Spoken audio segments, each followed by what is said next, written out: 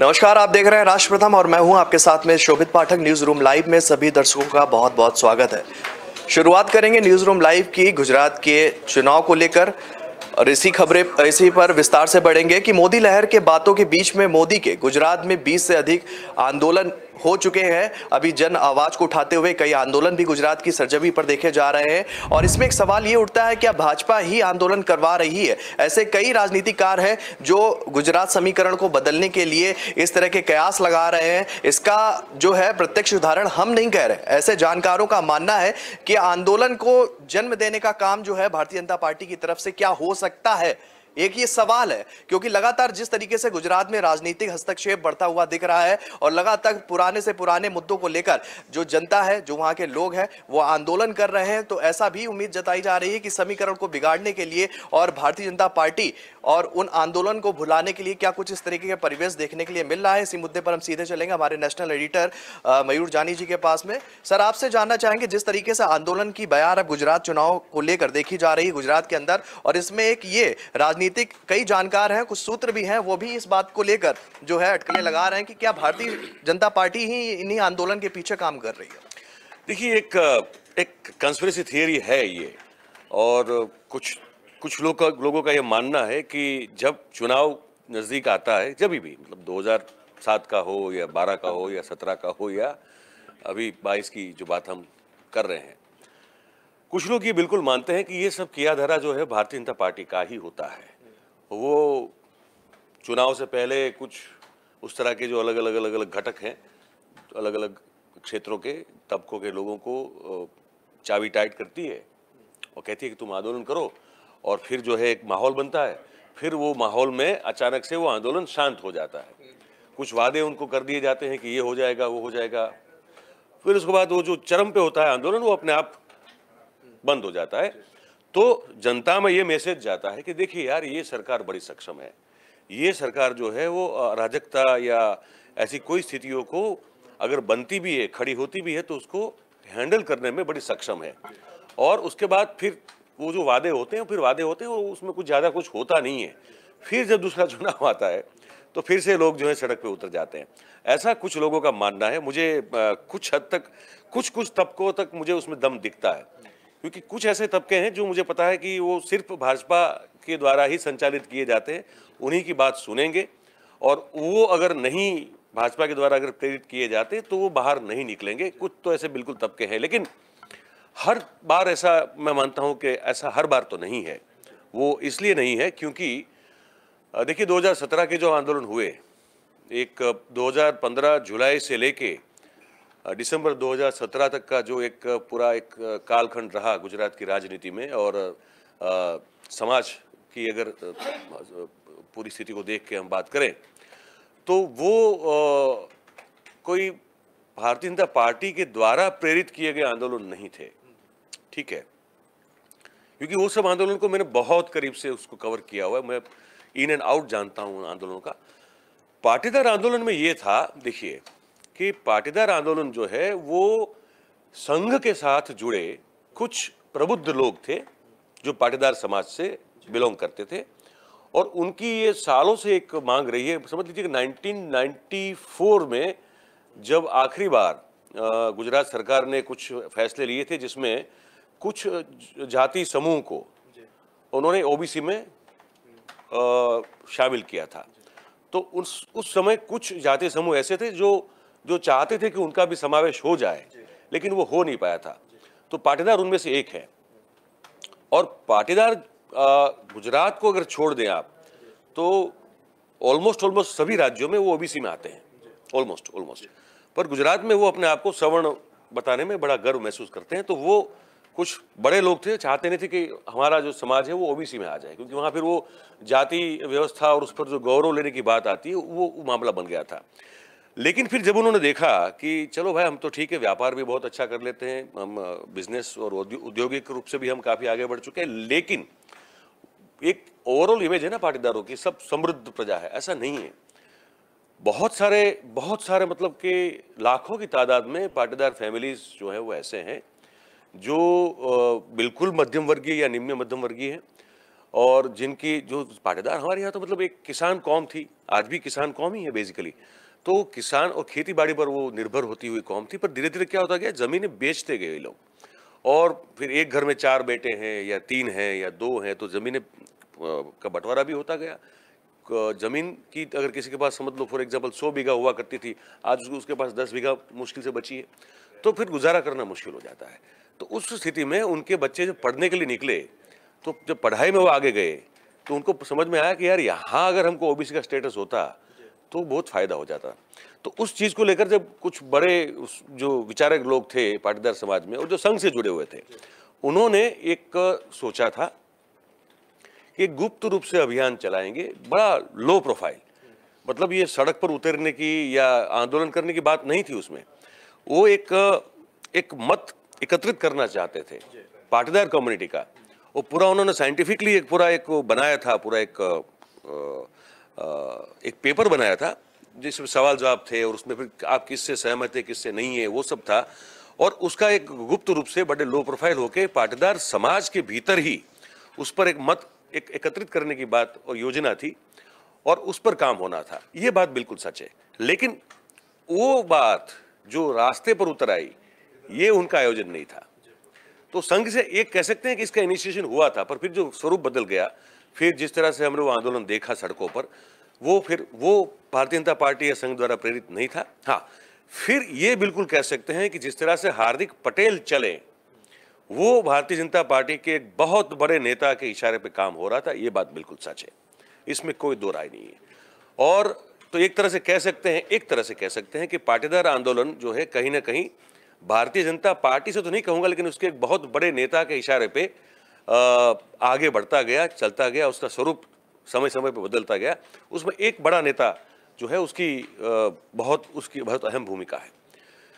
अब बात करते हैं ओबीसी SC ST आंदोलन की, जो अल्पेश ठाकुर ने शुरू किया ओएसएस एकता मंच के नाम पे।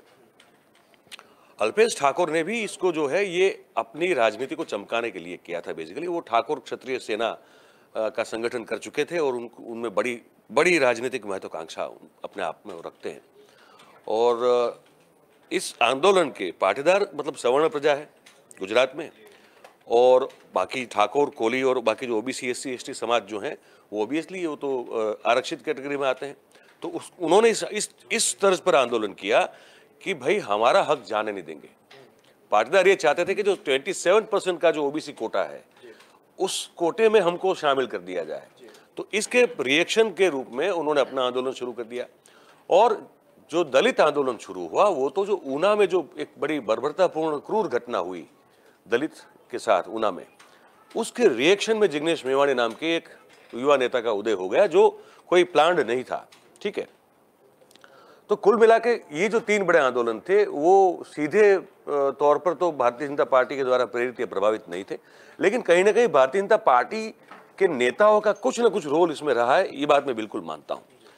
लेकिन इसके अलावा जो आज हम देख रहे हैं, आज 20 तरह से 30 तरह से आंदोलन खड़े हुए हैं। ठीक है, सरकारी कर्मचारी अपना हक मांगने के लिए बैठे हैं, तलाटी जिसको सचिव कहते हैं जो आपके गांव में होते हैं, सरकारी तौर से नियुक्त होते हैं, वो अपने हक को लेकर जो है उठ खड़े हुए हैं। शिक्षक अपने हक को लेकर, मतलब शिक्षक फिर सरकारी कर्मचारी में ही, लेकिन फिर उनका अलग संगठन है, वो मांग खड़ी करके बैठा हुआ है। ओल्ड पेंशन स्कीम की हमने बात अभी जो राष्ट्र संवाद में कर रहे थे, वो भी एक बहुत बड़ा मुद्दा है।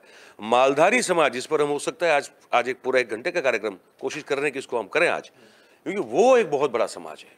10 लाख से भी ज़्यादा कुटुंब हैं जो पशुपालन करते हैं। इस पर हमने एक बार पहले बात की थी, आज हो सकता है शायद हम विस्तार से कोशिश करेंगे बात करने की, क्योंकि वो अब सड़क पे उतरे हैं। कुछ दिनों पहले गांधीनगर के पास जो शेरथा है, वहाँ का जो एक बहुत बड़ा ग्राउंड है, वहाँ पे इन लोगों ने एक वो की है, अपनी सभा की थी, क्योंकि जो आवारा पशुओं को लेकर जो एक एक्ट बनाया है सरकार ने, उस एक्ट के खिलाफ ये लोग बुरी तरह से अब मतलब उनको झुंझला गए हैं। तो उनको लगता है कि हमको न्याय नहीं मिल रहा है। अच्छा, ये आज का मुद्दा नहीं है, ये हम पता है पहली बार जब इसको कवर किया था पत्रकारिता में, तो हमने इसको पहली बार 2003 में कवर किया था। बहुत बड़ी रैली 2003 में निकली थी, अहमदाबाद की सड़कों पे निकली थी, और उस समय भी फिर जो है सरकार को पीछे हट करनी पड़ी थी। तो ये जब भी ये पशु नियंत्रण को लेकर जो है बात होती है तो फिर बहुत बड़ा हंगामा हो जाता है। मैं नहीं मानता कि ये भारतीय जनता पार्टी के द्वारा प्रेरित किया गया होगा। लेकिन फिर अब देखिए, वो पुलिस कर्मियों का मुद्दा, ग्रेड पे का मुद्दा, ठीक है। अब ग्रेड के पे का मुद्दा अभी आज का नहीं है, वो चल रहा है 3-4 साल से लगातार, और सरकार बड़ी परेशान इस चीज को लेकर। जूनियर डॉक्टर्स का मुद्दा बहुत तकलीफ वाला है, उनको देता है, वो बार लगातार वहाँ हड़ताल हो जाती है। हालांकि वो एस्मा के तहत आता है, मतलब जो एक ऐसा कानून है जिसमें जीवन जरूरत की जितनी भी सेवाएं हैं उन सेवाओं में कोई हड़ताल नहीं कर सकता, स्ट्राइक नहीं कर सकता, उस पर वो डाल दिया गया है, लेकिन ये लोग फिर भी हड़ताल कर रहे हैं। तो मुझे लगता है कि जो कर्मचारियों वाली बात है और ये तलाठी वाली बात जो है, आंगनवाड़ी महिला उसकी बात जो है पूरी, ये मुद्दे ऐसे हैं जिसका कभी समाधान होता नहीं है, लेकिन फिर भी ये मुद्दे उठते हैं, फिर सरकार उनको बुलाती है, दबाती है, फिर कहती है कि हमने समाधान दे दिया। मुझे लगता है कुछ लोग ऐसे हैं। अब निवृत्त सैनिकों ने अपना मोर्चा निकाला हुआ है, ठीक है। वो एक व्यक्ति की तो उस रैली के दौरान हार्ट अटैक से मृत्यु भी हो गई 4 दिन पहले। उनका भी अपना एक पूरा है कि हमको कंपनसेशन जो है, अगर शहीद हो जाता है तो हमको 1 करोड़ रुपया मिलना चाहिए। उसके अलावा भी और कुछ मांगे हैं उनकी। तो मुझे लगता है कुछ फ्रैक्शंस ऐसे हैं जो प्रेरित हैं और कुछ ऐसे हैं जो सरकार के हाथ में नहीं है। अब इसमें होगा क्या? अब तक तो ये खेल चलता था और भारतीय जनता पार्टी उसको एक्सप्लॉइट करती थी, फिर स्थिति सामान्य कर देती थी। अब इसलिए थोड़ा मुश्किल हो गया है, क्योंकि कांग्रेस तो कर ही रही है उस चीज को, वो भुना रही है अब चीज को, लेकिन आम आदमी पार्टी जिस तरह से उसको भुना रही है वो देखते हुए, क्योंकि कई बार क्या होता है कि एक खेल चलता रहता है। अब देखिए, आप किसी संगठन के प्रमुख हैं, आप प्रो बीजेपी हैं, आप कहेंगे हमारा संगठन ऐसे ही काम करेगा। शिक्षकों में अभी ये हुआ, शिक्षकों ने मास सीएल की घोषणा की थी गुजरात में, फिर वो अचानक पानी में बैठ गए। तो आपको समझ में आता है कि ये इनिशिएट किया गया था बीजेपी के द्वारा, और बीजेपी ने फिर ठंडा पानी उस पर डाल दिया। पर अब क्योंकि आप चुने हुए, आप एक संगठन होता है समझिए, उसमें 3, 4, 5, 6 लोग होते हैं जो चलाते हैं पूरे संगठन को, लेकिन आपके नीचे जो हजारों लोग हैं वो हर बार तो नहीं होगा ना कि आप झुक गए तो वो भी झुक जाएंगे। तो इसमें फिर रिबेल होगा, जो सही में चाहते हैं कि हमारे मुद्दों का समाधान हो, फिर वो उनको छोड़ देंगे, फिर वो नई बॉडी बनाएंगे। अगर ये न भी बनाए, लेकिन फिर उनका वोट कहीं और चला जाएगा। तो आंदोलन खड़ा करने के बाद उसको दबाने तक की प्रोसेस में हो सकता है भाजपा जो है वो सफल साबित हो, लेकिन क्या इस बार वो कर्मचारी जो सही में नाराज हैं, वो जितने भी अलग अलग तबके के लोग हैं जो सही में नाराज हैं, क्या वो आंदोलन दब जाने के बाद वो भारतीय जनता पार्टी को वोट करेंगे इस बार? ये बहुत बड़ा मुद्दा है जो भारतीय जनता पार्टी खुद भी चिंतित है इसको लेकर। हम ये नाटक तो खड़ा कर रहे हैं, कुछ जगह हमारी बात चल भी रही है, फिर हम उसको पर्दा डाल देते उसके ऊपर, पर इस हर बार वोट मिल जाते थे, आपको वोट मिल जाते थे, लेकिन इस बार मिलेगा क्या? या फिर ये लोग जो आप आके जो अपना दावा पेश कर रहे हैं गुजरात की राजनीति में सरकार बनाने को लेकर या लोगों के वोट्स को आकर्षित करने को लेकर, तो क्या वो हमको उससे कितना डरना चाहिए? तो मैं बताऊं, डर रहे हैं। तो आंदोलन की राजनीति भी अब इस तरह से करवट ले रही है कि भारतीय जनता पार्टी जितनी पहले आश्वस्त हुआ करती थी कि कर लेंगे, देख लेंगे, अब खत्म कर देंगे, फिर जीत जाएंगे, इस बार उनको ये डर है कि शायद इस बार हम लोग अगर कहीं चूक गए तो इधर का उधर हो सकता है। मैं आपसे जानना चाहूंगा कि बात कही जा रही है आंदोलन करवाने की, और ये भी कहा जा रहा है कि भारतीय जनता पार्टी जो है वो कह रही है कि आंदोलन करो, मुद्दे भी लेके आ रही है और वो चाह रही है, लेकिन इस बात में कितनी प्रामाणिकता है कि लगातार कोई राजनीतिक पार्टी जिसका कार्यकाल जो है 26 साल से लगातार निरंतर चल रहा है, वो चाहेगी कि इस तरह के मुद्दे जो ठंडे बस्ते में पड़े हुए थे, जिनको अब उठाया जा रहा है, और उनको निकलने के बाद जो है एक जन प्रतिक्रिया बहुत लंबी देखने को मिल रही है। क्या कोई राजनीतिक पार्टी चाहेगी कि इन मुद्दों को उठाकर जो है फिर से इनको जीवित किया जाए, जिस पर आंदोलन हो और उस पर फिर कटाक्ष हो? तो आपको नहीं लगता कहीं ना कहीं भारतीय जनता पार्टी की छवि पे नुकसान पहुंचेगा? देखिए, इसमें आपको समझना पड़ेगा, ये अब तक तो इसलिए हो रहा था क्योंकि कांग्रेस अपने आप में संस्थागत तौर पर, पार्टी के तौर पर बिल्कुल समझ लीजिए कि बिल्कुल बेकार सी हो चुकी है। वो इतनी खोखली होती जा रही थी दिन ब दिन, हालांकि उसकी सीट बढ़ रही थी, लेकिन नेतृत्व जो है वो कमजोर होता जा रहा था। तो वो इनको बड़े आश्वस्त थे, भारतीय जनता पार्टी बड़ी आश्वस्त थी कि यार ये क्या होगा, 5 और लोगों को खरीद लेंगे, ये 6 और लोगों को हम यहाँ से ले जाएंगे। तो उनको पता था कि हम कांग्रेस को टैकल कर सकते हैं, ठीक है। कांग्रेस की वोट बैंक आज तक वो तोड़ नहीं पा रहे हैं, ये भी वास्तविकता है। लेकिन कांग्रेस के चुने हुए लोगों को वो हैंडल कर सकते हैं, उनको वो टैकल कर सकते हैं।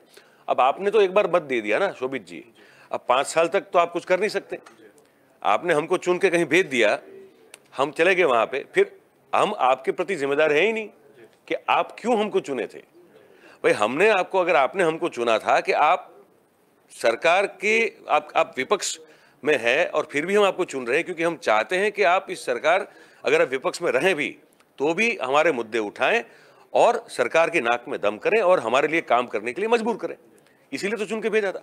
लेकिन मैं क्या करता हूं, चुने जाने के बाद जिस चीज को लेकर आपने मुझे चुना था मैं वो चीज भूल जाता हूं और फिर मैं वही खेल में जो है मग्न हो जाता हूं जहां सिर्फ धोखाधड़ी है जनता के साथ और बिल्कुल जैसे कहते हैं ना कि वो मतलब दगाबाजी है, और मैं अपने फायदा देखता हूं और अपने हिसाब से अपनी धुन में रहता हूं। तो उस जनता का, उस प्रजा का क्या, तो वो अभी भी कांग्रेस का वोट वहां है, लेकिन जो चुने हुए लोग हैं फिर वो करवट बदल देते हैं, वो पाला बदल देते हैं।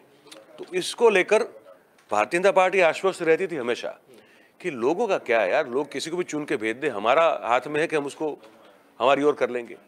तो अब ये डर है इस बार कि क्या ऐसा हो पाएगा, या क्या जनता फिर ऐसे व्यक्ति को चुनेगी जो पाला बदल के हमारे पास आ गया है, या हमको भी इतना वोट मिलेगा। तो आंदोलन जो है वो तब सफल होता है जब पूरी तरह से संघर्ष करने के बाद अपने आप को इसमें डिसॉल्व करने की आपको अगर आपकी सोच हो, उस तरह की आपकी जिद हो। ये तीनों आंदोलन सफल क्यों नहीं हुए? मैं जिग्नेश मेवाणी का आंदोलन भी इतना सफल नहीं मानता हूँ। वो दावा करता है, हम लोग, मतलब वो पत्रकार था, हम लोग पुराने दोस्त हैं, हमारी बहुत बहस भी होती है, दलील होती है, तो मैं नहीं कहता, मतलब उसने कुछ किया है दलितों के लिए, कुछ तो किया है, लेकिन वो उतना नहीं कर पाया जितना उससे उम्मीद थी और जितने उसने वादे किए थे। अल्पेश ठाकुर कुछ भी नहीं कर पाए और हार्दिक पटेल ऑब्वियसली कुछ नहीं कर पाए। जो मूलतः मांगों को लेकर जो हुआ था आंदोलन शुरू, उनमें से एक मांग भी पूरी नहीं हुई। ठीक है, तो ये इसलिए आंदोलन सफल नहीं हुए मैं मानता हूं, क्योंकि वो जो प्रतिबद्धता और कटिबद्धता जो लीडर की होनी चाहिए वो नहीं थी। वो कहीं ना कहीं खुद फिसलने को तैयार थे, राजी थे, कहीं ना कहीं इस आंदोलन के जरिए अपने आप को बड़ा करना चाहते थे, कहीं ना कहीं इस आंदोलन के कंधे का उपयोग करके वो अपना झंडा फहराना चाहते थे। बस ये मुझे लगता है।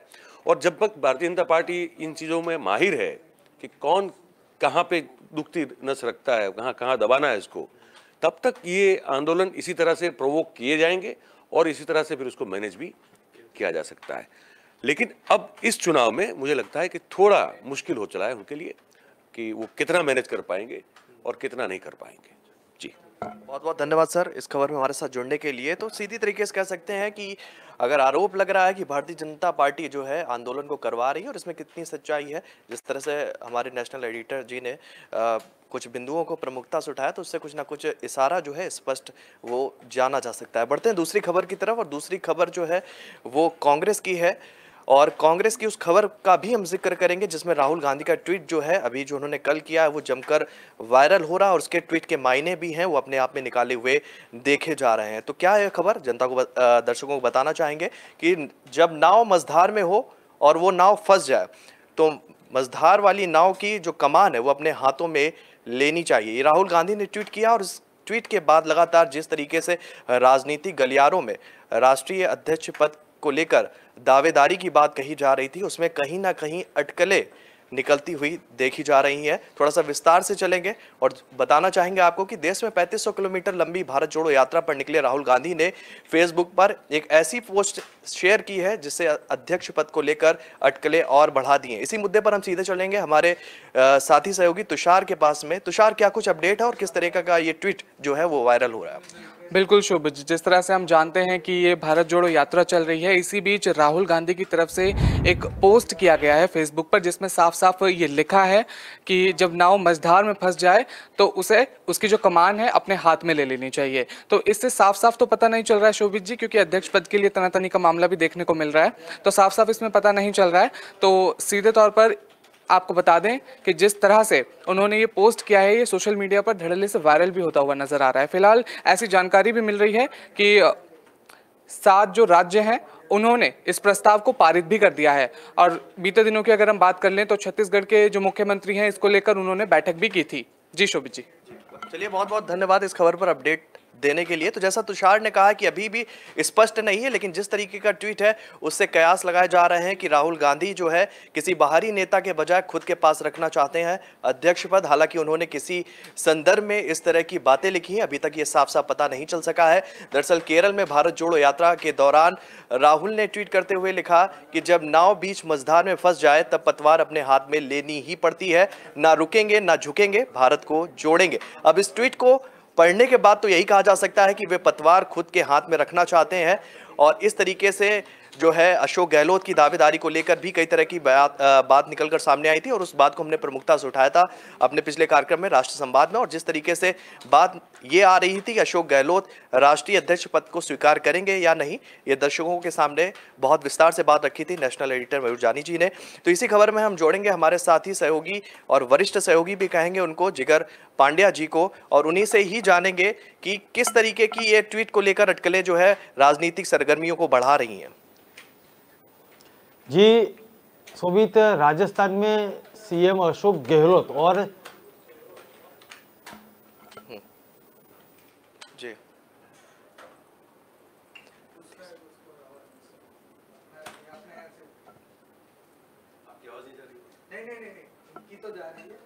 अच्छा अच्छा, तो जिस तरीके से कह रहे हैं कि लगातार एक सचिन क्या राहुल गांधी का जिस तरह से ट्वीट आ रहा है, इस पर ही हम चलेंगे हमारे नेशनल एडिटर मयूर जानी जी के पास में और उनसे जानेंगे, क्योंकि राष्ट्र संवाद में अशोक गहलोत की आपने बात की थी और उस बात को लेकर बहुत विस्तार से आपने लोगों के सामने बात रखी थी, हमारे दर्शकों को काफी कुछ बताया था। लेकिन इस ट्वीट की भी बात करने का जिक्र हम इसलिए इस मुद्दे पर उठा रहे हैं क्योंकि लगातार अशोक गहलोत जो है उनको लेकर दावेदारी की बात कही जा रही है और अब राहुल गांधी का ट्वीट ये आ रहा है कि जो है नाव की कमान है वो अपने हाथ में लेनी पड़ेगी अगर नाव फंस जाती है। तो क्या कुछ मायने निकलते हुए दिख रहा है? नहीं, अभी मैं वही तो बता रहा था ना आपको, जब राष्ट्र संवाद हम कर रहे थे तो मैंने कहा कि चीजें स्पष्ट नहीं है अभी, वहां कुछ केओटिक सिनेरियो पूरा। क्या राहुल सही में बनना चाहते हैं फिर से अध्यक्ष या नहीं बनना चाहते हैं? क्योंकि एक खबर ये भी है कि उन्होंने कहा कि नहीं मुझे इंटरेस्ट नहीं है, आप चलाइए अपने हिसाब से जो भी करना है, मैं तो अपना काम करता रहूंगा। अब ये ट्वीट का ये मतलब भी निकाला जाता है कि हो सकता है वो चाहते हैं कि वो राष्ट्रीय अध्यक्ष बनना चाहते हैं। मुझे लगता है कि शायद अब वो ये गलती नहीं करेंगे। देखिए, इसका मतलब ये जरूर हो सकता है कि वो देश की राजनीति में और पर्टिकुलरली कांग्रेस की राजनीति में एक अहम रोल अदा करें, लेकिन वो अहम रोल अदा करने के लिए जरूरी नहीं है कि आप राष्ट्रीय अध्यक्ष बने, और तब तो बिल्कुल जरूरी नहीं है, हालांकि नुकसानदेह है जब आप इजीली एक्सेसिबल ही नहीं है। आप ये जो राहुल गांधी साहब को देख रहे हैं अभी ये विजुअल्स में, जहां वो लोगों के साथ हिल मिल रहे हैं, घुल रहे हैं, बातचीत कर रहे हैं, बच्चों को प्यार कर रहे हैं, दादी अम्मा को भी जप्पी दे रहे हैं, ये सब अच्छी बात है, देखने को अच्छा लगता है। लेकिन राहुल गांधी के बारे में ये बताया जाता है कि आम तौर पर राहुल गांधी किसी से नहीं मिलते। मतलब उनको मिलना हो तो आप मतलब कांग्रेस का बड़े से बड़ा नेता क्यों ना हो, भाई साहब कुछ ऐसी बड़ी दीवार उनके बीच में है, सबके बीच में, वो इजीली एक्सेसिबल है ही नहीं। तो अगर आप राष्ट्रीय अध्यक्ष के तौर पे काम करना चाहते हैं और आपके आसपास जो है जो कुछ लोग बने हुए हैं और उन्हीं के जरिए आप अगर संवाद करेंगे तो राहुल भाई आप तो नहीं बन सकते ना, बनेंगे तब भी आप बंटाघारी करेंगे। अगर वो बनना चाहते हैं अच्छी बात है, अगर बनना चाहते तो फिर उनको 24 घंटा 365 दिन की राजनीति करनी पड़ेगी, ठीक है, जैसे भारतीय जनता पार्टी करती है। उनके लिए और कोई प्रोफेशन है ही नहीं, उनकी कोई नानी होगी भी तो भी वो लोग जाते नहीं है देखने के लिए उनको इटली, ठीक है।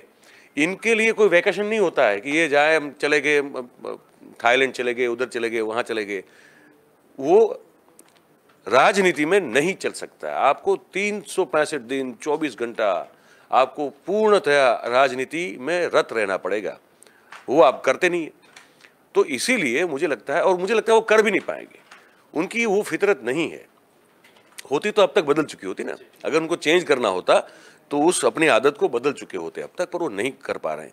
और दूसरा, वो इजीली एक्सेसिबल हो नहीं पा रहे हैं। अब वो जब तक आप नहीं हो पाओगे तब आप अपने लोगों से, अपने नेताओं से, अपने कार्यकर्ताओं से, अपने वेल विशर्स से आप जब तक रूबरू लगातार मिलते नहीं रहोगे तब आप तो फर्स्ट हैंड रिपोर्ट जिसको आपको पानी होती है वो रिसीव करनी होती है हर एक से, तभी, और आपको सुनना होता है, आपके किसी सेक्रेटरी को नहीं सुनना होता है, वो आपको अपने कान से सुनना होता है कि कोई मुझे आके क्या कह रहा है, उसमें से फिर निरीक्षित विवेक करना होता है कि कौन सी बात को माना जाए, कौन सी बात को न माना जाए, और उसके बाद जो है कोई राजनेता निर्णय लेता है, तब जाके वो पार्टी चलती है। यहाँ पे वो हो नहीं रहा है। तो वो अगर चाहते हैं, इसका अगर ये मतलब निकालने की हम लोग कोशिश करें कि वो चाहते हैं कि कांग्रेस अध्यक्ष बनना चाहते हैं, तो फिर तो ये सब करना पड़ेगा, और अब तक वो नहीं कर पाए हैं। और आगे भी इस प्रकृति को वो कितना बदल पाते हैं, हमको बड़ा डाउट है, बड़ा क्वेश्चन मार्क है वहाँ पे। तो ये हो सकता है कि वो ये इशारा कर रहे हो कि मैं पहले से ज़्यादा एक्सेसिबल रहूँगा, पहले से मैं ज़्यादा सक्रिय रहूँगा, और पहले से ज़्यादा मैं लोगों से जुड़ूंगा। अब कुछ ना करे, सिर्फ लोगों से जुड़ते रहे ना, और पार्टी चलाने दे किसी को भी। देखो, उनका ओहदा कहीं ख़त्म नहीं होने वाला है। वो जो स्टेचर उनका है, उस स्टेचर तक कोई नहीं पहुँचेगा, लेकिन जितना वो और ग्रास रूट पे जाएंगे ना, उतना उनका कद जो है उससे और बढ़ता जाएगा। और राष्ट्रीय अध्यक्ष कोई भी बने, उससे उनको मतलब ही नहीं होना चाहिए, क्योंकि वो पार्टी में उस जगह पे वो बैठे हैं जहाँ पे कोई पहुँच नहीं सकता है, तो इनसिक्योरिटी उनमें होनी भी नहीं चाहिए।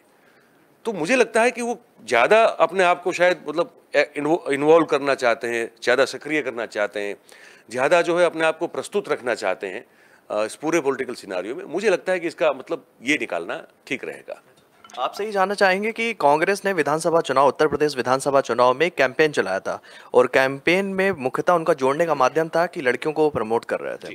लड़की हूँ, लड़ सकती हूँ का नारा भी दिया था। प्रियंका गांधी ने अगुवाई की थी, और प्रियंका गांधी को मजबूत कांग्रेसी चेहरे के तौर पर उत्तर प्रदेश चुनाव में देखा जा रहा था कि इनकी वापसी से बहुत कुछ बदलता हुआ दिखेगा, लेकिन वो पूरी तरीके से झूठा ही साबित हुआ, और प्रियंका गांधी जो है काफी कुछ खास नहीं कर पाई। आपको लगता है कि भारत जोड़ो यात्रा जिस तरीके से अपने सबाब में चल रही है, आगे दिल्ली तक आते हुए, या कह सकते हैं जम्मू कश्मीर तक पहुंचते पहुंचते ये सबाब और ये जन समर्थन उनके साथ रहेगा, और क्या ये वही जन समर्थन उनके साथ दिख रहा है जो वोट डालते हैं, और वोट वो कांग्रेस की तरफ उनका झुकता हुआ दिखेगा?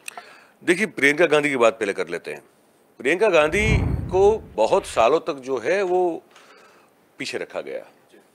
अब वो उनकी अपनी पसंद थी या सोनिया जी नहीं चाहती थी, ये इस बारे में डिबेट हो सकती है कि क्या वो सक्रिय राजनीति में आना ही नहीं चाहती थी इसलिए वो पीछे थी, या सोनिया कहीं, क्योंकि बहुत आप पुराने कांग्रेसियों को मिलो ना तो ये कहते हैं कि ये सोनिया जी जो है पुत्र मोह में अंधी हैं।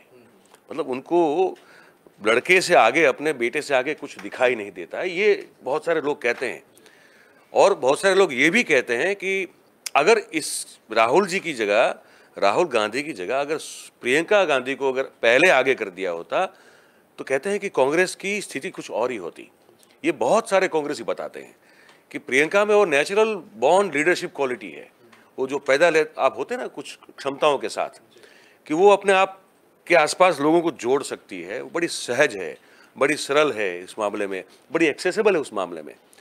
और भले वो एलीट लगती है, बड़ी मतलब प्रतिभावान है, बड़ी गॉर्जियस तरीका का उनका एक वो आउटर एक्सपीरियंस ये लुक है उनका, लेकिन साथ में फिर भी वो इतनी ही वार्म और इतनी ही घरेलू लगती हैं जो औरतों से कनेक्ट कर सकती हैं। तो कहते हैं कि ये पहले अगर इनको आगे कर दिया होता तो कुछ चीज़ें कांग्रेस के लिए कुछ और होती, और पॉजिटिव वे में होती। अब जब उनको यूपी की कमान सौंपी गई, तो देखिए यूपी में कांग्रेस पिछले 30 साल से खत्म सी हो चुकी है, वो है ही नहीं कहीं, और उसको पुनर्जीवित करने के कोई भी प्रयास आप देखिए कभी हो ही नहीं। फिर वो गठबंधन से ही आगे बढ़ने की बात हुई कि अब सपा को पकड़ लो या बसपा को पकड़ लो, ठीक है, तो किसी न किसी को पकड़ के चलने की बात हुई। मूल मुख्य तौर पर अपने आप में आप याद कीजिए, कांग्रेस ने उत्तर प्रदेश की सभी विधानसभा सीटों पर चुनाव लड़ा हो, ऐसा आप याद करके देखिए। हमको याद नहीं आ रहा है कि 30 साल पहले शायद हुआ था, उसके बाद तो शायद हुआ नहीं वो। तो वो कांग्रेस वहाँ लड़ी उस स्थिति में है कि कोई पूछने वाला है नहीं। अच्छा, वो विचारधारा को लेकर जितने भी लोग आज भी कांग्रेस को मानते हैं ठीक है, पर उनकी तादाद अब कितनी, ये भी बड़ा सवाल है। तो आप जब 30 साल से एक जगह पे वनवास में आप बैठे हो, वन में हो आप, और आप चाहते हो कि अब मैं फिर से जो है सांसारिक बन जाऊं और गृहस्थ बन जाऊं, इतना आसान नहीं होता है। तो ये एक प्रियंका गांधी का उस समय से कोई मतलब उस चुनाव में कोई चमत्कार की अपेक्षा रखना, ये कोई ठीक बात नहीं थी, और मुझे नहीं लगता कि कांग्रेस कोई चमत्कार की अपेक्षा रख भी रही थी, पर एक ब्रांडिंग अच्छा हुआ प्रियंका के जरिए, ये हम जरूर कह सकते हैं। जी, बहुत बहुत धन्यवाद सर इस खबर में जुड़ने के लिए। बढ़ते हैं अपनी तीसरी खबर की तरफ, और तीसरी खबर में जो है एक सवाल भी निकलता हुआ दिख रहा है। वो सवाल ये है कि सचिन पायलट को मुख्यमंत्री ना बनाने से कांग्रेस को फायदा या नुकसान होगा।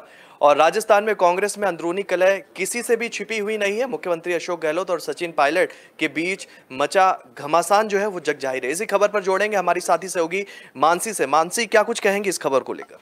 जी शोभित जी, मैं आपको बता दूं कि राजस्थान में सचिन पायलट और अशोक गहलोत के बीच जो वर्चस्वी लड़ाई है वो हमेशा चलती रहती है, वो किसी से छिपी नहीं है। एक तरफ जहां सचिन पायलट और उनके समर्थक चाहते हैं कि इस बार के जो मुख्यमंत्री के उम्मीदवार हैं सचिन पायलट बने, तो वहीं अशोक गहलोत का कहना यह है कि अगर मुख्यमंत्री का अगर कोई उम्मीदवार होगा तो वो राजस्थान का ही होगा। इसी बीच एक बड़ी खबर मैं आपको बता दूं कि सचिन पायलट ने अभी हाल ही में ये बयान दिया है कि एक ही पद पर दो लोग नहीं रह सकते हैं। उनका कहने का तात्पर्य ये था कि जो कांग्रेस के अध्यक्ष के लिए चर्चा चल रही है उसमें अशोक गहलोत का नाम आ रहा है। तो इस बीच उन्होंने सचिन पायलट ने कटाक्ष करते हुए भी कहा है कि एक पद पर दो लोग नहीं रह सकते हैं। बहुत बहुत धन्यवाद। इसी खबर पर हम जोड़ेंगे अपनी साथी सहयोगी वैष्णवी से। वैष्णवी, आप क्या कुछ कहना चाहेंगी जिस तरीके से जो है राजनीतिक घमासान मचा हुआ है राजस्थान के अंदर? जी बिल्कुल, आपको बता दें कि सचिन पायलट को लेकर एक सर्वे किया गया था जिसमें सवाल किया गया कि राजस्थान में सचिन पायलट को मुख्यमंत्री ना बनाने से कांग्रेस को फायदा होगा या नुकसान। तो इसको लेकर राजस्थान कांग्रेस में चल रही जो कला है वो खत्म होने का नाम ही नहीं ले रही है। राजस्थान के सीएम जो अशोक गहलोत और सचिन पायलट के बीच जो है वो वर्चस्व की जंग जो है वो जारी है, जहां एक तरफ सचिन पायलट और उनके समर्थकों ने मुख्यमंत्री बनाए जाने की मांग करते रहे हैं, वहीं दूसरी तरफ सीएम अशोक गहलोत इस बात पर जोर देते रहे हैं कि उनका उम्मीदवार ही राजस्थान का नया मुख्यमंत्री बने। चलिए, बहुत बहुत धन्यवाद वैष्णवी। तो जिस तरीके से कह सकते हैं कि अशोक गहलोत का एक अपना सोचना है राजस्थान के मुख्यमंत्री पद को लेकर और सचिन पायलट को भी नजरअंदाज करना ठीक नहीं होगा। इसी मुद्दे पर हम सीधे जुड़ेंगे हमारे वरिष्ठ सहयोगी हैं जिगर पांड्या जी से। जिगर पांड्या जी, आप क्या कुछ कहना चाहेंगे? जी शोभित, राजस्थान में फिलहाल तो समझो कि अशोक गहलोत जो राष्ट्रीय अध्यक्ष बनने जा रहे हैं या ऐसी अटकलें जो आ रही है, हालांकि अशोक गहलोत ने तो राहुल गांधी का नाम आगे किया है और 7 राज्यों ने तो बोल भी दिया है कि भाई राहुल गांधी जी ही हमारे अध्यक्ष बने रहे या बनाए जाए। इस बीच में अशोक गहलोत अगर राष्ट्रीय अध्यक्ष कांग्रेस के बनते हैं तो राजस्थान में क्या होगा, एक बहुत बड़ा सवाल है और सबका एक नजरें जो है वहीं पे टिकी हुई है। अब सचिन पायलट और अशोक गहलोत दोनों की नाराजगी जो है वो तो जग जाहिर है और पिछले चुनाव से पहले तो वो नाराज भी सचिन पायलट जो है वो हम सबने उनकी नाराजगी देखी हुई है।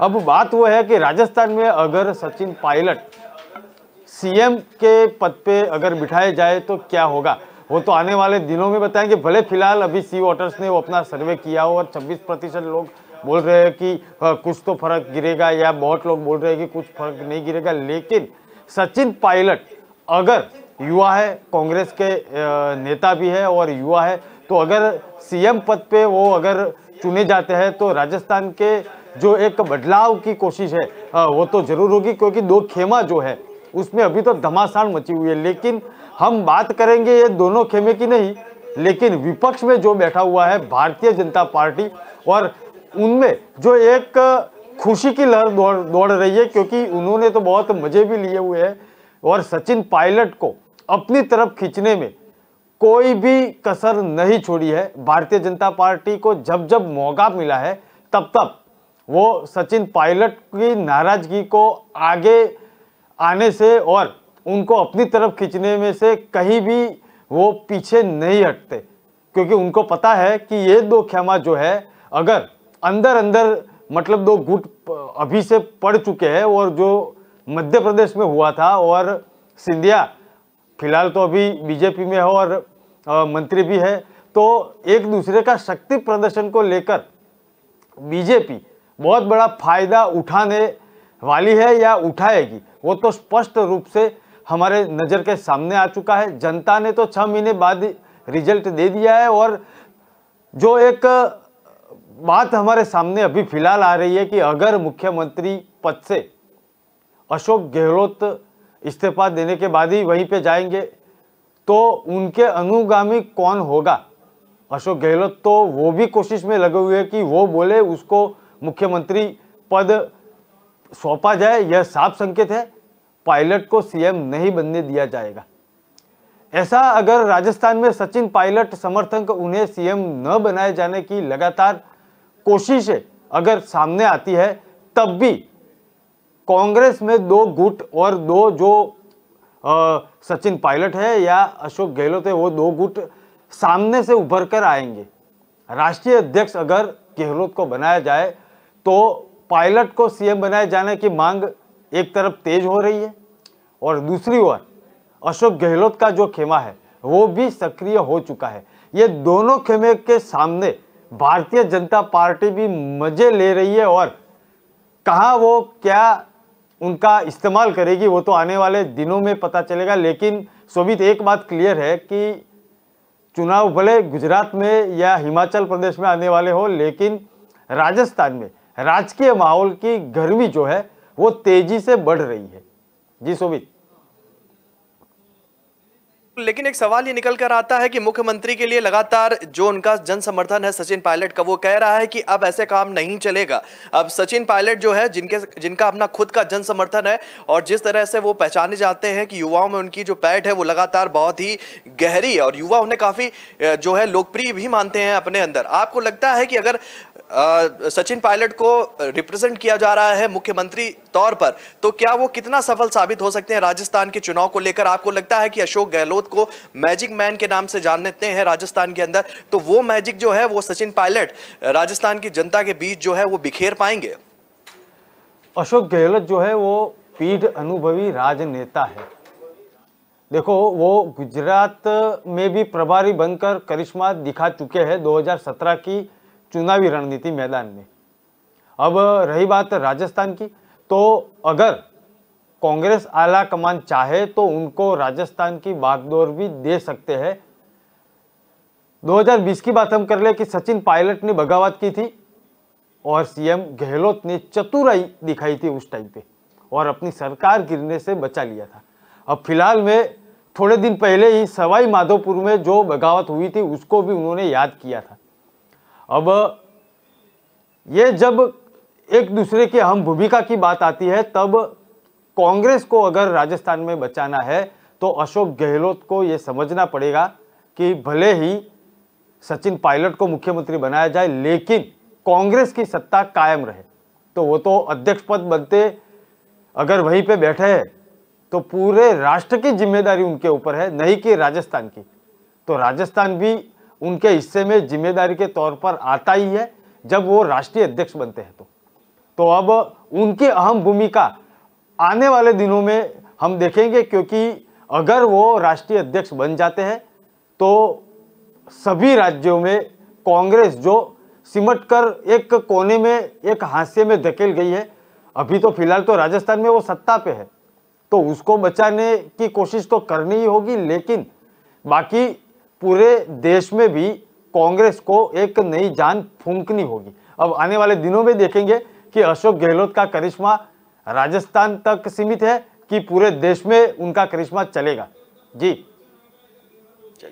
इसी पे एक फटाफट से आपसे उत्तर चाहते हैं कि जिस तरीके से पिछले दिनों देखा गया था कि सचिन पायलट और अशोक गहलोत मंच साझा करते हुए देखे थे आपसी नाराजगी के बीच और एक दूसरे से मिलते हुए भी देखे गए थे, तो एक उस तरफ भी एक साफ संदेश देने की कोशिश की जा रही थी कि हमारी जो पार्टी में किसी तरह का मतभेद नहीं है। और पिछले दिनों की अगर हम बात करें, जिस तरीके से दोनों लोगों के समर्थक आपस में एक तरफ से बयानबाजी करते हुए देखे गए हैं, तो उस बयानबाजी को आपको लगता है कि कांग्रेस जब आने वाला जो राजस्थान में चुनाव होगा तो कांग्रेस में कुछ आपसी फूट पड़ सकती है और उसका खामियाजा कांग्रेस को भुगतना पड़ सकता है इस चुनाव में?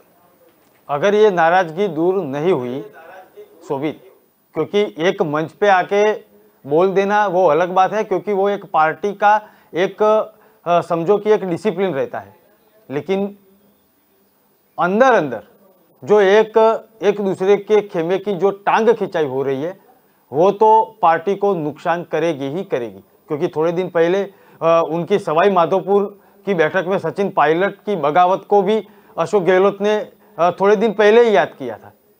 अगर समझो कि वो बगावत को याद भुला दिया गया है तो याद करने की जरूरत कहाँ थी? तो बहुत बड़ा सवाल तो है कि राजस्थान में आने वाले दिनों में पायलट और गहलोत के खेमे में क्या होगा वो तो हम देखेंगे, लेकिन राजस्थान कांग्रेस को ये बहुत बड़ा नुकसान करके देगा, अगर बगावत और ये दोनों की टांग खिंचाई सामने बरकरार रही तो। जी, एक और सवाल का ही उत्तर लेंगे, क्योंकि कांग्रेस को लेकर आप बेबाकी से राय रखते हैं और वो राय कहीं ना कहीं बिल्कुल सटीक खरी भी उतरती है। तो आपसे ही जानना चाहेंगे, जिस तरीके से भारत जोड़ो यात्रा चल रही है, राहुल गांधी कैंपेन कर रहे हैं और उनके साथ एक विशाल हुजूम जो है उनके पीछे पीछे चल रहा है, फटाफट से 2 लाइन में इसका उत्तर दे दीजिए। आपको लगता है कि फायदा मिलेगा? भारत जोड़ो यात्रा का फायदा देखो, अभी तो कन्याकुमारी से स्टार्ट होके केरला के बाहर शायद 1-2 दिन में बाहर आएगी। तो केरला में तो उनकी सरकार है नहीं, वो सांसद जरूर है वहां के, लेकिन धीरे धीरे जैसे आएगी और कश्मीर तक पहुंचेगी, उसके दूसरे चरण में गुजरात से भी वो शुरू करने वाले हैं। अब राहुल गांधी 2014 के बाद लगातार फेल हुए हैं, वो मैं नहीं, पूरे देश के पत्रकार ने देखा हुआ है या सभी विश्लेषकों ने भी देखा हुआ है। वो उनका करिश्मा जो भारतीय जनता पार्टी का जो चेहरा है नरेंद्र मोदी, उनके सामने कितना टिक पाएगा वो भी हम आने वाले दिनों में देखेंगे। दूसरा एक चेहरा है अलग अलग राज्यों में, देखो पंजाब में तो उनका चेहरा करिश्मा जो है वो दिखा नहीं पाए थे, फिलहाल अभी 6 महीने ही हुए हैं। उत्तर प्रदेश में भी करिश्मा दिखाई नहीं पाए थे। आम आदमी पार्टी की सरकार बन गई और मतलब कांग्रेस की सरकार थी पंजाब में, तो फिर भी वो करिश्मा कहा था। तो अब ये करिश्मा जुटाने के लिए निकले हैं या कांग्रेस को जोड़ने के लिए निकले हैं, वो तो अब उनके ही खेमे के, उनके ही नाराज जो है अलग अलग जो दिग्गज नेता है वो बहुत अच्छा, मेरे से भी अच्छा बोल पाए। हम तो सिर्फ विश्लेषण कर पाएंगे कि उनका करिश्मा बरकरार रहेगा कि नहीं, लेकिन करिश्मा तो पहले भी नहीं था। तो अब करिश्मा बनाने के लिए, जैसे कल वो नाव चलाई या किसी के बुजुर्ग को वो गले मिल रहे थे, अच्छी बात है, वो करना चाहिए, लेकिन कब तक वो रोड पे रह के उनको माहौल बनाना पड़ेगा। ऐसा ना हो कि ये माहौल बन गया है, उनको बीच में छोड़ के वो कहीं पे और चले जाए, वो एक बहुत बड़ा सवाल है। शोभित, चलिए, बहुत बहुत धन्यवाद आपका इस खबर को लेकर हमारे साथ जुड़ने के लिए, जिगर पांड्या जी। बढ़ते हैं अपनी चौथी खबर की तरफ, और चौथी खबर भी काफी बड़ी है और ये खबर जो है हमें सूत्रों के हवाले से मिल रही है। इसमें कितनी सच्चाई है और क्या कुछ समीकरण बनते हुए दिख रहे हैं, इस खबर पर भी हम अपने राय जानेंगे नेशनल एडिटर मयूर जानी जी के पास। लेकिन खबर आपको बताना चाहेंगे कि आनंदीबेन पटेल को लेकर गुजरात में काफी कुछ ठीक नहीं चल रहा है। सूत्रों के हवाले से खबर आ रही है कि वो अपनी बेटी के लिए जो है विधानसभा चुनाव में टिकट की मांग करती हुई दिख रही है, ऐसा सूत्र बता रहे हैं। हम कोई भी प्रमाणिक से इस बात की पुष्टि नहीं कर रहे हैं, लेकिन इस खबर का भी रुख जानेंगे नेशनल एडिटर मयूर जानी जी के पास। सर, आपसे जानना चाहते हैं कि जिस तरीके से खबर आ रही है कि आनंदीबेन पटेल अपनी बेटी को लेकर, जो इनका नाम है अनार पटेल, उनको लेकर विधानसभा सीट की मांग करती हुई दिख रही है और अमित शाह से जो है इस चीज को लेकर काफी गहमा गहमी भी दोनों के बीच में बढ़ती हुई नजर आ रही है। कितनी सच्चाई है और क्या कुछ मायने है इस खबर को लेकर? देखिए, ये सूत्रों के द्वारा हमको खबर मिली है, तो आप जैसे कह रहे थे कि हम ये बिल्कुल ठोक बजा के नहीं कह सकते कि ये हो ही रहा है, लेकिन ये मानना इसलिए थोड़ा इजी है, सरल है, क्योंकि ये अभी का मुद्दा नहीं है। ये बेसिकली पिछले चुनाव का भी ये मुद्दा था। देखिए, हम सब जानते हैं कि आनंदीबेन गुजरात की मुख्यमंत्री बनी नरेंद्र भाई के प्रधानमंत्री बनने के बाद, और वो सिर्फ आप देख लीजिए तो 1.5-2 साल तक का कार्यकाल उनका 2 साल के आसपास का रहा उनका। 16 में उनको छोड़ना पड़ा अगस्त में, और तब उसके बाद आप देख लीजिए वो सक्रिय रूप से राजनीति में नहीं है। फिर उसके बाद वो राज्यपाल बनाई गई और अभी भी वो राज्यपाल पद का जिम्मेदारी जो है वही उसका वहन कर रही है। लेकिन नरेंद्र भाई जब मुख्यमंत्री थे गुजरात में, तब 2 बहुत बड़े उसी पार्टी में, उन्हीं के नीचे 2 बड़े गुट थे।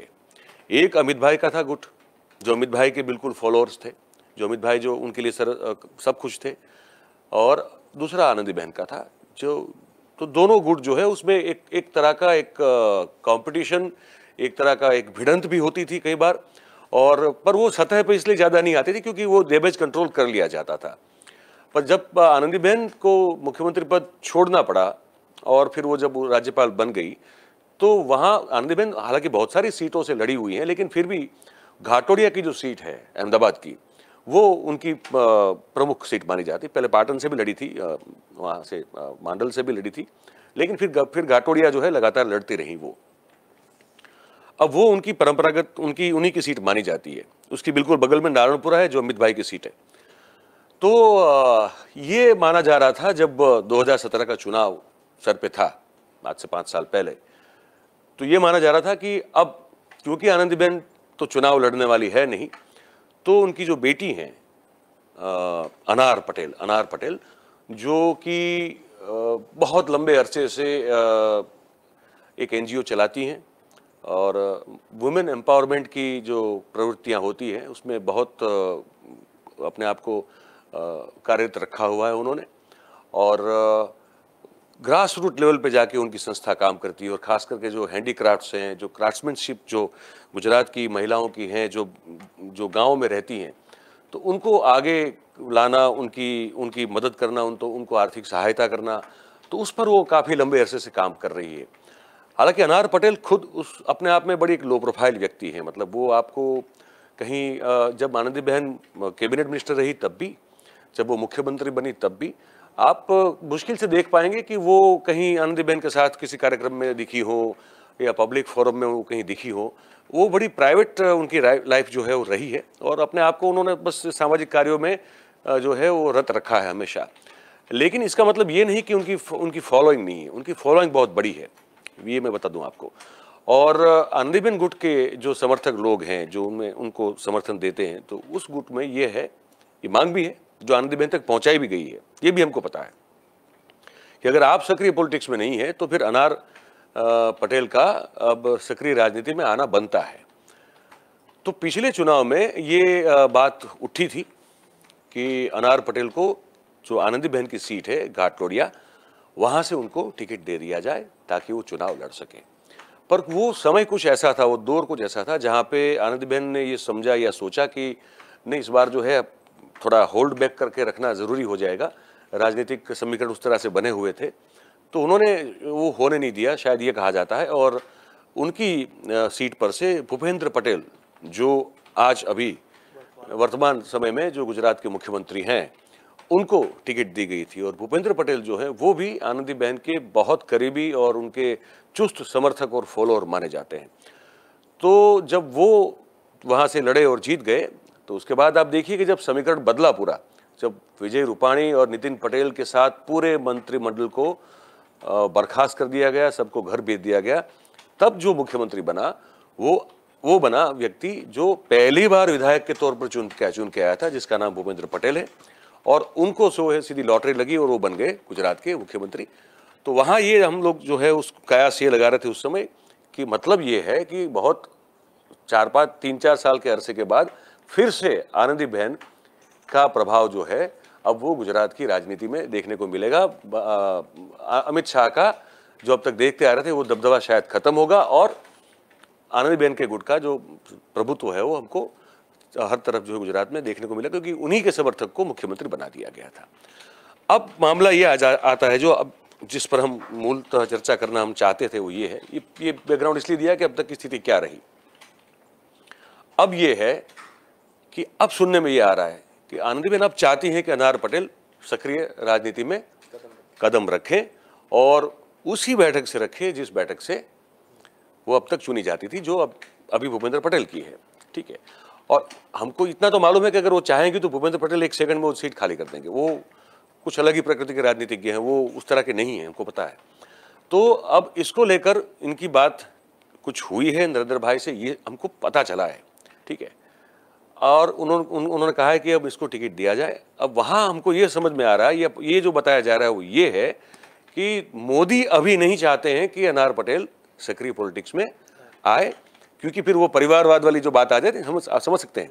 एक तरफ से वो लगातार हमले बोल रहे हैं कांग्रेस पे और समाजवादी पार्टी पे, सभी पे उनका हमला यही है मुख्यतः, ये सब परिवारवादी राजनीतिक पार्टियां हैं, इनको हमको समाप्त करना है। ठीक है, अब उस स्थिति में अगर अनार पटेल को आप टिकट देते हैं तो फिर आप ये बोल नहीं पाएंगे, और अनार पटेल को टिकट देते हैं फॉर एग्जाम्पल अगर आप, और आपकी सरकार फिर से बनती है, तो फिर अनार पटेल भले ही पहली बार विधायक बनेगी, लेकिन उनका जो स्टेचर है उस हिसाब से आपको उनको कुछ ऐसा महत्वपूर्ण जिम्मा आपको सौंपना पड़ेगा। तो फिर और हो सकता है कि टिप्पणी हो जाए, टीका हो जाए। तो ये सुनने में आ रहा है कि ये कहीं पेच फंसा हुआ है दोनों के बीच में। और नरेंद्र भाई शायद अभी इस चुनाव में ये नहीं चाहते हैं कि इनको टिकट मिले। हमको ये भी बताया गया कि शायद उनको नरेंद्र भाई की ओर से ये कहा गया है कि आप थोड़ा अभी धीरज रखिए, 2024 के जो इलेक्शन आ रहे हैं लोकसभा के, हो सकता है कि उनको वहाँ से हम टिकट फिर लड़वाएं, क्योंकि एक बार गुजरात इलेक्शन खत्म हो गया और जीत लिया तो फिर एक टाइम है आपके पास 1.5 साल का, तो उस समय में आप इनको पार्टी में विधिवत प्रवेश करवा दीजिए, उनको प्रचार प्रसार से हर चीज़ में शामिल कीजिए, तो वो एक राजनेता के तौर पर अपने आप को उभारना शुरू करेंगी। और उसके बाद अगर उनको आप टिकट देते हैं तो एक जस्टिफिकेशन बन जाता है, ठीक है, आप इस चीज़ को जस्टिफाई कर सकते हैं। तो ये कहीं पेच फंसा। और आनंदीबेन कि हमको तो समझ में आ रहा है, सुनने में आ रहा है, वो ये है कि आनंदीबेन चाहती है कि नहीं अभी दे दो, तो वो चाहती है कि वो प्रदेश की राजनीति में रहे। नरेंद्र भाई का हमको जो पता चला है वो ये है कि वो चाहते हैं कि अभी नहीं, केंद्रीय राजनीति में वो कदम रखें। तो ये कुछ अभी है, अब देखते हैं आगे पता चल जाएगा एक आध महीने में कि क्या होने वाला है। लेकिन आज की स्थिति जो हमको समझ में आ रही है वो ये है कि इस मुद्दे पे दोनों अभी आमने सामने खड़े हुए नजर आते हैं। चलिए, बहुत बहुत धन्यवाद सर इस खबर में हमारे साथ जुड़ने के लिए। तो लगातार जिस तरीके से बात निकल कर आ रही है सूत्रों के हवाले से कि टिकट मिल सकती है नार पटेल को, अब ये तो आने वाला चुनाव ही बताएगा कि टिकट मिलती है उन्हें। विधानसभा की सीट से वो चुनाव लड़ती हैं, लोकसभा सीट से चुनाव लड़ेगी, तो आने वाला समय ही बताएगा। तो फिलहाल न्यूज़ रूम लाइव में आज के लिए इतना ही। हम आपको बता दें कि हम दिन की 4 बड़ी खबरों को लेकर आपके साथ में आते हैं और उन पर गहनता से चर्चा करते हैं, और इन 4 बड़ी खबरों पर हमारी नज़र भी लगातार बनी रहेगी। फिलहाल न्यूज़ रूम लाइव में आज के लिए इतना ही। कल हम फिर हाजिर होंगे 12 से 1 बजे के बीच में दिन की 4 बड़ी खबरों के साथ।